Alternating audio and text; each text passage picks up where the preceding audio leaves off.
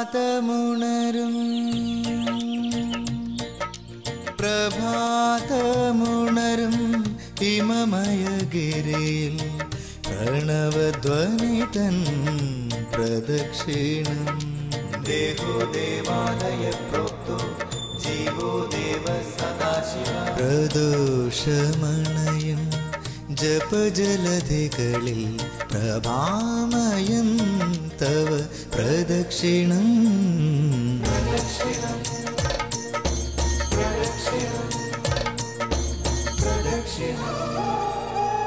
പ്രപഞ്ച മന്ദിര ഗോപുര നടയിൽ നിരാമയം ദിനം പ്രദക്ഷിണം പ്രസാദ കുങ്കുമ തിലകം ചാർത്തും ജീവിത നടയിൽ പ്രദക്ഷിണം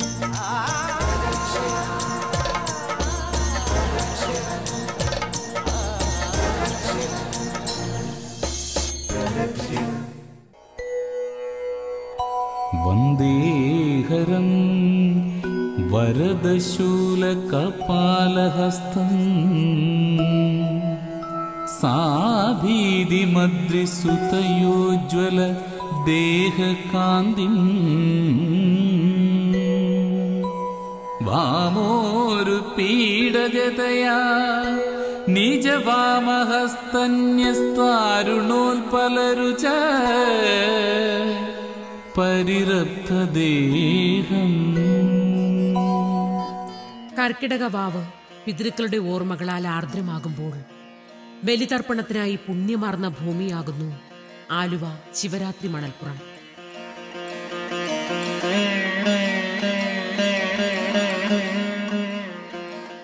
പെരിയാറിന്റെ സർവ്വസൗന്ദര്യവും ഭഗവാന് സമർപ്പിച്ചുകൊണ്ട് ആലുവ മഹാക്ഷേത്രത്തിന് മുന്നിലൂടെ പെരിയാർ യുഗാന്തരങ്ങളായി ഒഴുകിക്കൊണ്ടേയിരിക്കുന്നു.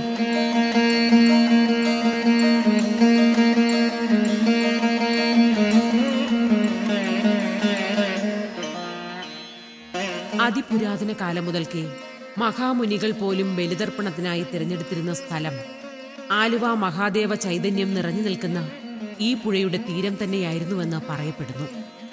ത്രേതായുഗ കാലം മുതൽക്കേ ഈ പ്രദേശം ബലിതർപ്പണത്തിനായി തിരഞ്ഞെടുക്കുന്ന പുണ്യഭൂമിയാകുന്നതിന് പിന്നിൽ സാക്ഷാൽ ശ്രീരാമ ഭഗവാനുമായി ബന്ധപ്പെട്ട് ഒരു കഥ നിലനിൽക്കുന്നുവെന്നാണ് ചരിത്രം പറയുന്നത്.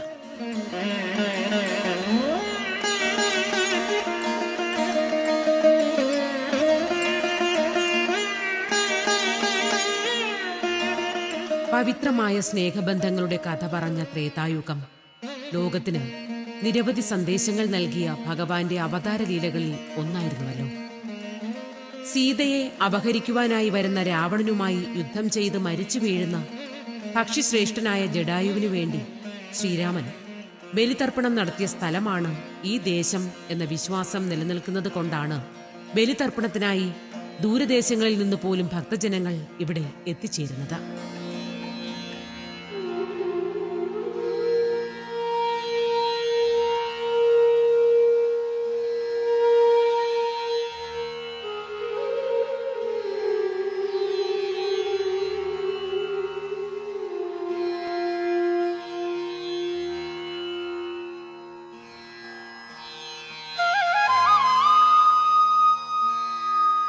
പിതൃക്കളുടെ ഓർമ്മകളും പ്രാർത്ഥനകളുമായി ബലിച്ചോറുരുട്ടി പിതൃക്കൾക്ക് സമർപ്പിച്ച് മന്ത്രമുരുവിടുന്ന മനുഷ്യർ തങ്ങളിൽ നിന്ന് വേർപെട്ടു പോയവരുടെ ആത്മശാന്തിക്കു വേണ്ടി തന്നെയാണ് ഈ പ്രാർത്ഥനകൾ ഇവർ സമർപ്പിക്കുന്നതും.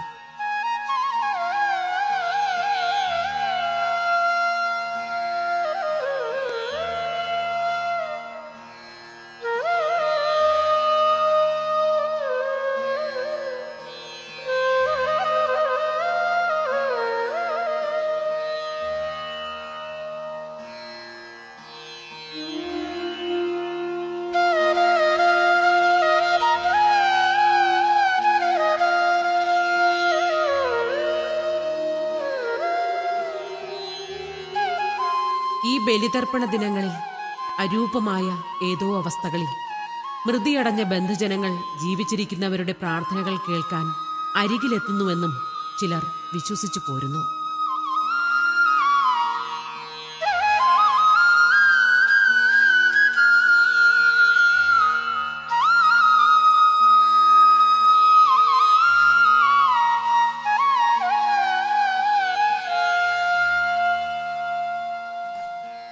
ശ്രീരാമചന്ദ്രൻ തന്റെ അച്ഛൻ ദശരഥ മഹാരാജാവിന്റെ സുഹൃത്തായ ജടായുവിനെ പിതൃതുല്യനായി സ്വീകരിച്ചുകൊണ്ടാണ് ഈ തീരത്ത് ബലിതർപ്പണ കർമ്മങ്ങൾ നിർവഹിച്ചത്. ഈ അമ്പലത്തിലെ പ്രധാനപ്പെട്ട 3 വാവുകൾ വളരെ പുണ്യമാണെന്ന് കരുതുന്നു. അത് ഒന്ന് കർക്കടക വാവ്, തിരാവാവ്, ശിവരാത്രി വാവ്.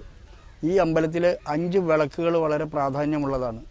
ഒന്ന് മകരവിളക്ക്, ശിവരാത്രി വിളക്ക്, കൊടിപ്പുറത്ത് വിളക്ക്, ഉത്തരവിളക്ക്, വിഷുവിളക്ക്. ഈ 5 വിളക്കുകളും ഒരു വർഷം കണ്ടു കഴിഞ്ഞാൽ വളരെ പുണ്യമാണെന്ന് ഭക്തജനങ്ങൾ വിശ്വസിക്കുന്നു.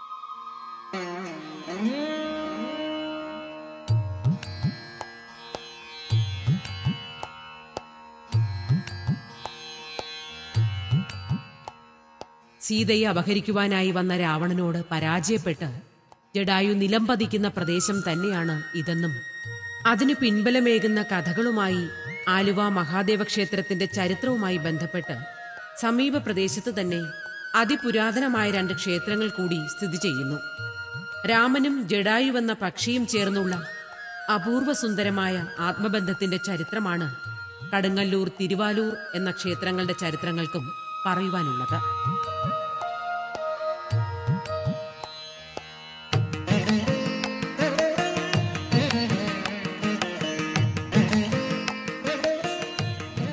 ആലുവ മഹാദേവ ക്ഷേത്ര ചരിത്രം യഥാർത്ഥത്തിൽ വില്ലുമംഗലം സ്വാമിയാരുമായി ബന്ധപ്പെട്ടാണ് നിലനിൽക്കുന്നത്.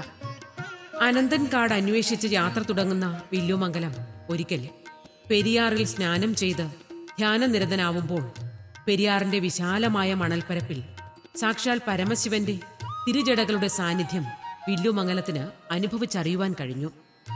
മണൽപ്പരപ്പിൽ ഭഗവാൻ തന്റെ ജട വിരിച്ചു കിടക്കുന്നത് പോലെയുള്ള ദർശനപുണ്യം കിട്ടിയ വില്ലുമംഗലം സ്വാമിയാർ തന്നെയാണ് മഹാദേവ ചൈതന്യം നിറഞ്ഞ ഈ മണ്ണിൽ ആലുവ മഹാദേവ ക്ഷേത്രം ഉണ്ടാകുവാനുള്ള കാരണമാകുന്നതും.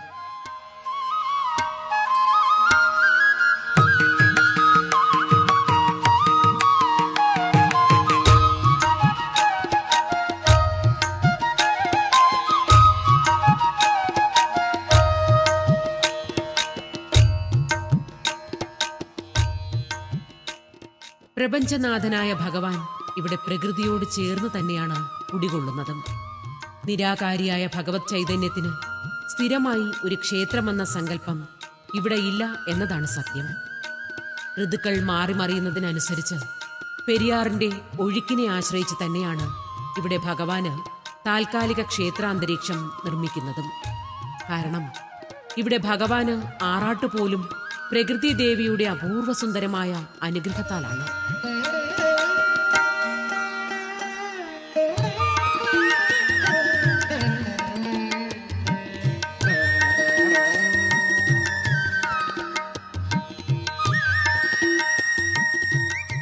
പെരിയാർ ഈ ഭൂമി മുഴുവൻ നിറഞ്ഞൊഴുകുമ്പോൾ ആലുവ മഹാദേവന് ആറാട്ടുത്സവമാണ്. അങ്ങനെ പ്രപഞ്ചനാഥനും പ്രകൃതിദേവിയും ഒരുമിക്കുന്ന ആനന്ദദായകമായ മുഹൂർത്തങ്ങളാകുന്നു ഇവിടത്തെ ആറാട്ടുത്സവം. ഇവിടെ ഈ നിത്യ പൂജാതികർമ്മങ്ങൾക്കുള്ള കാര്യങ്ങൾ വില്ലുമംഗല സ്വാമിയാരാണ് ഏർപ്പാട് ചെയ്തിട്ടുള്ളത്. അതിന് പ്രകാരമാണ് കർമ്മങ്ങളെല്ലാം നടന്നു വരുന്നത്. പിന്നെ മറ്റു ക്ഷേത്രങ്ങളിൽ നിന്ന് ഉള്ളൊരു പ്രത്യേകത എന്തെന്നാൽ ഇവിടെ മകരമാസം 1-ാം തീയതി മുതൽ മേടമാസം 1-ാം തീയതി വരെയാണ് ദീപാരാധന, പൂജ ഇങ്ങനെയുള്ള ക്ഷേത്രാചാരപ്രകാരമുള്ള കാര്യങ്ങൾ നടന്നു വരുന്നത്. മറ്റ് എല്ലാ മാസങ്ങളിലും 2 നേരം നിവേദ്യം മാത്രമേ ഉള്ളൂ. മണിയോട്ടി പൂജയായിട്ട് പതിവില്ല. വിശേഷാലായിട്ട് ഇപ്പോൾ ക്ഷീരധാര, ഈ സഹസ്രകുംഭാഭിഷേകം ഇങ്ങനെയുള്ള സന്ദർഭങ്ങളിൽ മാത്രമാണ് പൂജ ചെയ്യുന്നത്. പിന്നെ ആലുവ മഹാദേവ ക്ഷേത്രം, കടുങ്ങല്ലൂർ നരസിംഹസ്വാമി ക്ഷേത്രം, തിരുവാലൂർ മഹാദേവ ക്ഷേത്രം, ഈ 3 ക്ഷേത്രങ്ങളെയും ബന്ധപ്പെടുത്തിക്കൊണ്ടുള്ള ഒരു ഐതിഹ്യമാണ് ഉള്ളത്.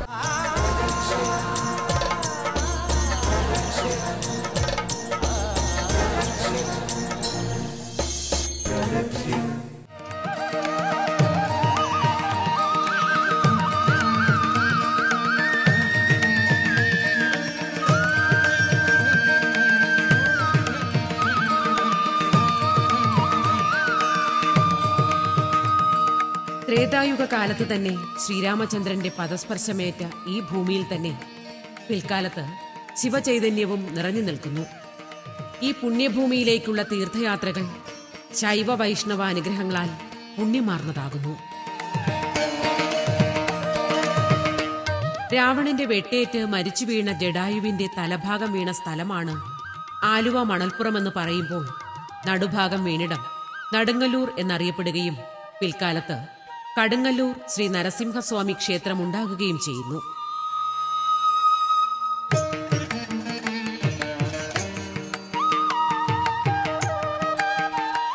ത്രേതായുഗ കാലത്തോളം പഴക്കമുള്ള ഒരു ആത്മീയ സംസ്കാരത്തിന്റെ തുടർച്ചക്കാരാണ് തങ്ങളെന്നും പക്ഷിശ്രേഷ്ഠനായ ജഡായുവിന്റെ നടുഭാഗം വീണ നടുങ്ങല്ലൂരിൽ ശ്രീരാമ ഭഗവാന്റെ പദസ്പർശമുണ്ടായ മണ്ണാണെന്നുമുള്ള വിശ്വാസമാണ് കടുങ്ങല്ലൂർ ദേശവാസികൾക്കുള്ളത്.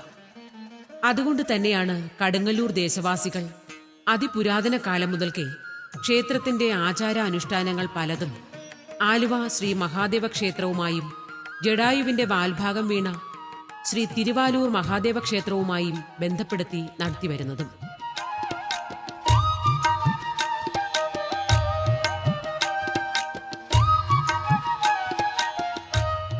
ശ്രീരാമ തൃപ്പാദം സ്പർശിച്ച കാലം മുതൽക്കേ ഇവിടം വിഷ്ണു ചൈതന്യം നിറഞ്ഞ പ്രതിഷ്ഠാരൂപത്തെയായിരുന്നു ആരാധിച്ചുകൊണ്ടിരുന്നത്. പിന്നീട് ഭഗവാന്റെ മറ്റൊരു അവതാര രൂപമായ നരസിംഹ ചൈതന്യം വന്നുചേരുകയുമായിരുന്നുവെന്നാണ് പഴമക്കാർ പറയുന്നത്.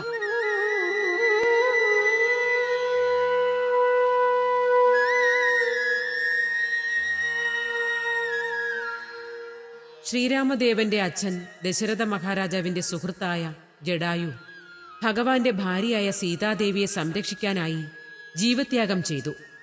ആ പക്ഷിശ്രേഷ്ഠനായി ശേഷക്രിയകൾ മര്യാദ പുരുഷോത്തമനായ ശ്രീരാമദേവൻ സർവ്വ ആചാര അനുഷ്ഠാനങ്ങളോടും കൂടി തന്നെയാണ് നടത്തിയതെന്ന് പറയുന്നു.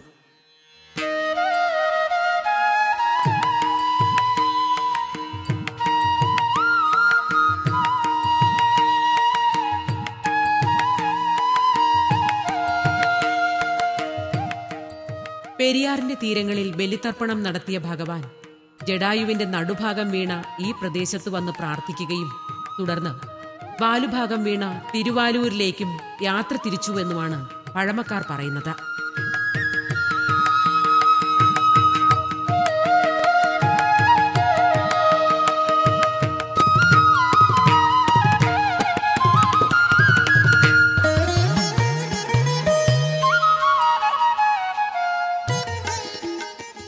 പക്ഷിശ്രേഷ്ഠന്റെ വാൽഭാഗം വീണ തിരുവാലൂർ പിൽക്കാലത്ത് തിരുവാലൂർ ശ്രീ മഹാദേവ ക്ഷേത്രമായി തീരുകയും ചെയ്തു.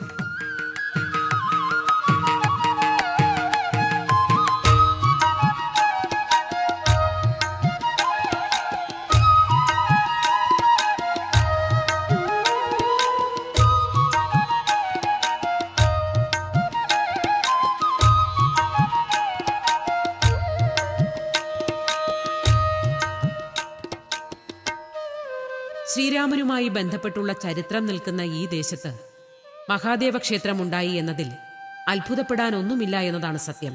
കാരണം സാക്ഷാൽ പരമശിവൻ പോലും രാമരാമ എന്ന മോക്ഷമന്ത്രമാണ് നിരന്തരം ഭജിക്കുന്നതും. ഈ രാമായണ മാസത്തിൽ ഓരോ ചുണ്ടുകളിലും രാമമന്ത്രം നിറയുന്നതും മോക്ഷമാർഗത്തിലേക്കുള്ള തീർത്ഥയാത്രകൾക്ക് വേണ്ടി തന്നെയാണ്. ആധ്യാത്മിക രാമായണത്തിൽ പരമശിവൻ പാർവതിക്ക് രാമകഥ പറഞ്ഞുകൊടുക്കുന്നതായിട്ടാണ് പറയുന്നത്. സാക്ഷാൽ പരമശിവനും പാർവതിക്കും പോലും അത്രമേൽ സവിശേഷമായതാണ് രാമനാമ ജപമെന്നാണ് പുരാണങ്ങൾ പറയുന്നതും.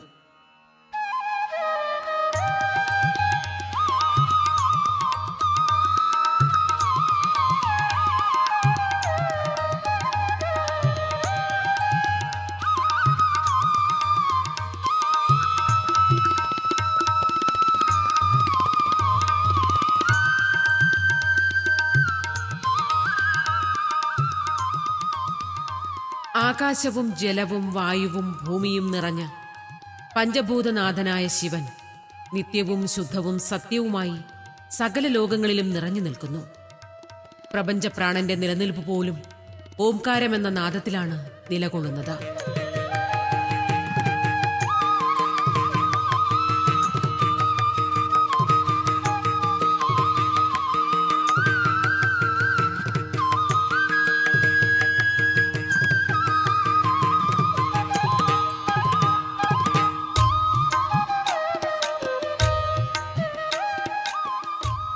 ആദി കൈലാസത്തിലേക്കുള്ള യാത്ര പോലെ പവിത്രവും മനോഹരവുമാണ് തിരുവാലൂർ മഹാദേവ ക്ഷേത്ര ദർശനത്തിനായുള്ള യാത്ര. ഇവിടത്തെ ആത്മീയമായ നിശബ്ദത നമ്മുടെ ആത്മബോധങ്ങളിലേക്ക് ഓംകാരനാദം നിറച്ചുകൊണ്ടേയിരിക്കുന്നു. അതിപുരാതനമായ ക്ഷേത്ര നഗരിയിൽ എത്തുന്നത് പോലെയുള്ള ആത്മീയ ഗൃഹാതുരതയാണ് തിരുവാലൂർ ക്ഷേത്ര ദർശനം നമുക്ക് അനുഭവവേദ്യമാക്കുന്നത്.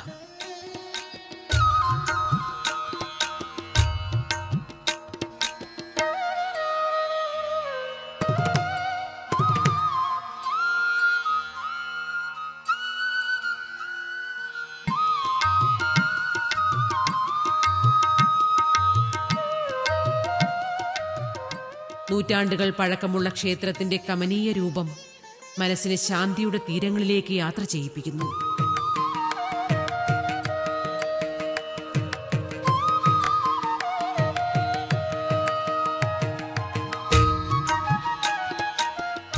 ഇവിടെ ശിവൻ അഗ്നിസ്വരൂപനാണ്.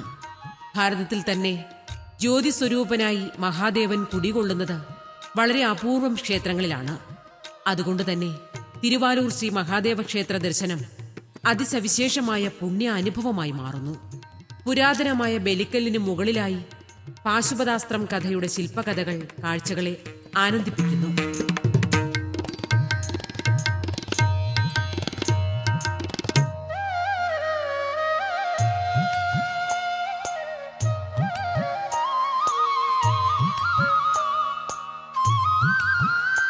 അഞ്ച് പൂജയും 3 ശിവേലിയും വൈകുന്നേരം അത്താഴപൂജയ്ക്ക് ശേഷമുള്ള തൃപ്പുകയാണ് ഇവിടുത്തെ നിത്യനിദാനമായിട്ടുള്ള അടിയന്തരങ്ങൾ. പിന്നെ മറ്റുള്ള ക്ഷേത്രങ്ങളിൽ നിന്ന് വിഭിന്നമായിട്ട് ഇവിടുത്തെ പ്രത്യേകത എന്താണെന്ന് വെച്ച് കഴിഞ്ഞാൽ മഹാക്ഷേത്രങ്ങളിൽ ഉള്ള പൂജാ പദ്ധതിയിൽ വരുന്ന നവകവും പഞ്ചകവും ഈ ക്ഷേത്രത്തിൽ മാത്രം ഒരു വിശേഷമാണ്. മറ്റുള്ള ക്ഷേത്രങ്ങളിൽ ഉത്സവാദി അടിയന്തരങ്ങൾക്ക് ചൈതന്യവർദ്ധനത്തിന് വേണ്ടി മാത്രം നടത്തുന്ന ഈ ചടങ്ങ് ഈ ക്ഷേത്രത്തിൽ നിത്യനിദാനമായി നടത്തി വരുന്നു. ദേവൻ്റെ അനുഗ്രഹകലകൾ വർദ്ധിക്കുന്നതിന് വേണ്ട എല്ലാ പരിപോഷണങ്ങളും വേണ്ട പൂജാ പദ്ധതികൾ ചിട്ടപ്രകാരം നടന്നു വരുന്ന ഒരു മഹാക്ഷേത്രമാണ് ഇത്. മറ്റുള്ള ശിവക്ഷേത്രങ്ങളിൽ നിന്ന് വ്യത്യസ്തമായി ഇവിടെ മഹാദേവന്റെ ചൈതന്യം അഗ്നിസ്വരൂപത്തിൽ പഞ്ചഭൂതങ്ങളിൽ അഗ്നി സ്വരൂപമായി വിളങ്ങുന്നു.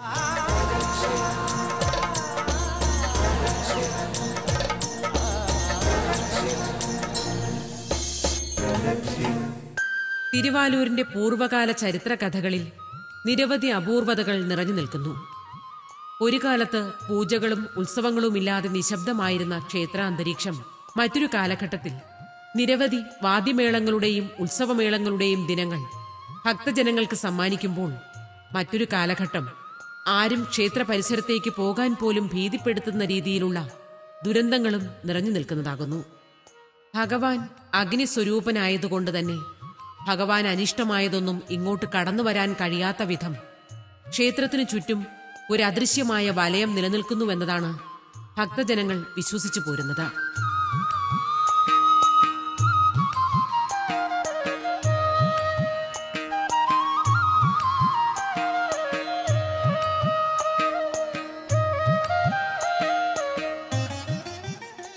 അതുകൊണ്ട് തന്നെ പൂജാതി കർമ്മങ്ങൾ കഴിഞ്ഞാൽ ക്ഷേത്ര അന്തരീക്ഷം നിശബ്ദമാകണമെന്ന് തന്നെയാണ് ഭഗവാന്റെ ഇഷ്ടം.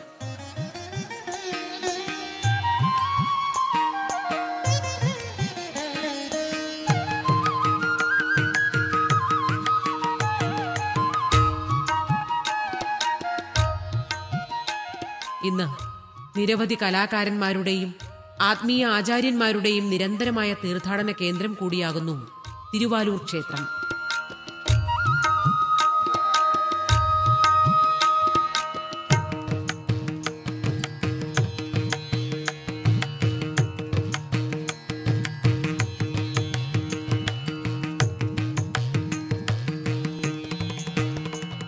തിരുവാലൂർ ക്ഷേത്രത്തിന്റെ വട്ടശ്രീകോവിൽ കാഴ്ച മനസ്സിന് പുണ്യോത്സവങ്ങളാകുന്നു. അത്രയും അനുഗ്രഹീതമായ മനഃശാന്തിയാണ് ശ്രീകോവിലേക്ക് നോക്കുന്ന ഭക്തമനസ്സുകളിൽ നിറയുന്നത്. ശ്രീകോവിൽ കാഴ്ച മനസ്സിന്റെ നീലിമകളിൽ ഒരു കൈലാസ ദർശനം തന്നെയാണ് നൽകുന്നതും.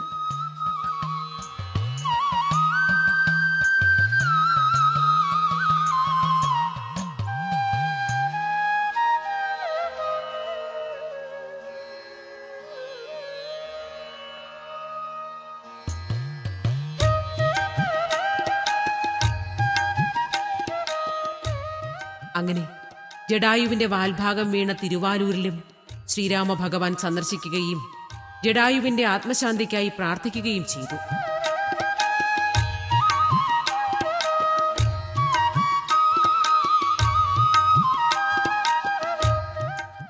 തുടർന്ന് ശ്രീരാമചന്ദ്രൻ വീണ്ടും ആലുവാപ്പുഴയുടെ തീരത്ത് ചെന്ന് പ്രാർത്ഥന നടത്തുകയുമായിരുന്നു.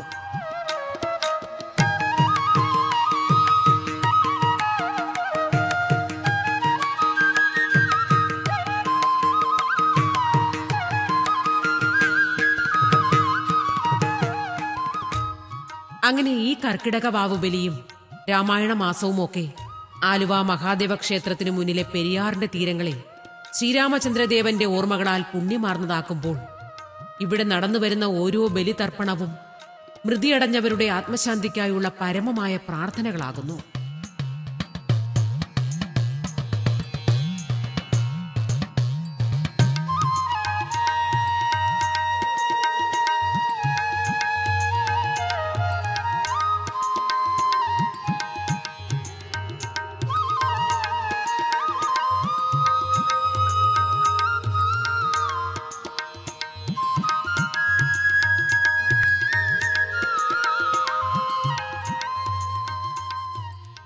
ഭൂമിയിലേക്ക് ഇരുൾ പരക്കുമ്പോൾ രാമായണ മാസം ശ്രീരാമ ചൈതന്യത്താൽ നിറയുമ്പോൾ പെരിയാറിന്റെ തീരങ്ങൾ ജഡായുവിനെ പിതൃതുല്യനായി കണ്ട് ബലിതർപ്പണം നടത്തിയ ശ്രീരാമചന്ദ്രനും ശ്രീ പാർവതീദേവിക്ക് രാമായണ കഥ പറഞ്ഞുകൊടുക്കുന്ന മഹാദേവ ചൈതന്യവും നിറഞ്ഞു നിൽക്കുമ്പോൾ ഇഹത്തിലും പരത്തിലുമുള്ള സർവചരാചരങ്ങൾക്കും ഈ ദർശനം പുണ്യമാർന്നതാകട്ടെ.